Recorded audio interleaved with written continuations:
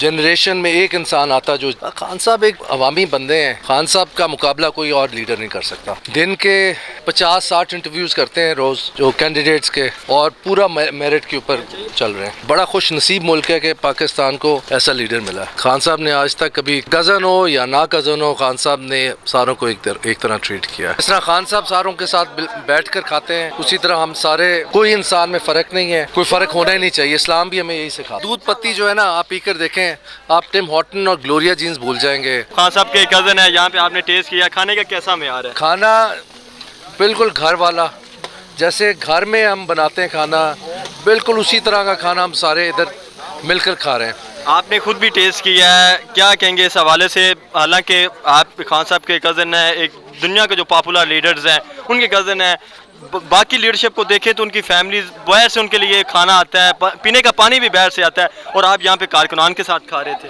یہ ساری چیزیں خان صاحب سے سیکھی ہیں. جس طرح خان صاحب ساروں کے ساتھ بیٹھ کر کھاتے ہیں, اسی طرح ہم سارے بیٹھ کر کھاتے ہیں اکٹھے.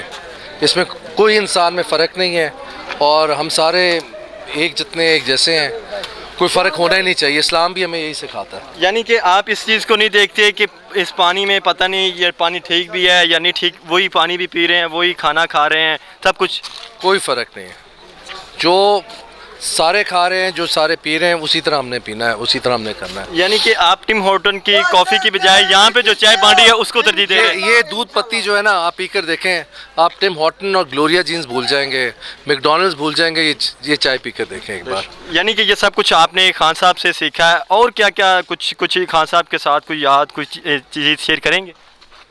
خان صاحب ایک عوامی بندے ہیں. خان صاحب کا مقابلہ کوئی اور لیڈر نہیں کر سکتا.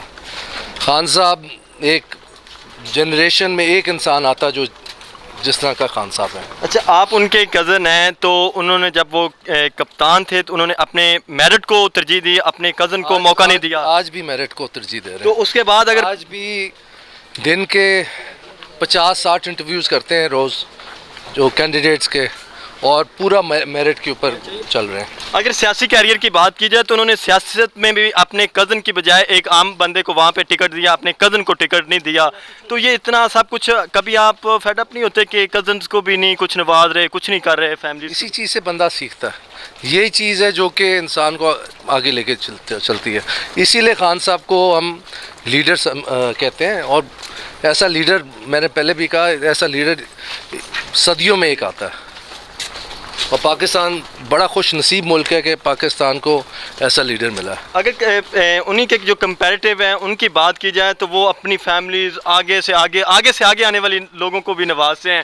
تو آپ کے جو کزن ہیں وہ اپنے کزنس کو اوپر بھی بڑا کڑا احتساب, بڑا کڑی نظر رکھتے ہیں, ان کو بھی موقع نہیں دیتے. تو کیا کہیں گے اس حوالے سے؟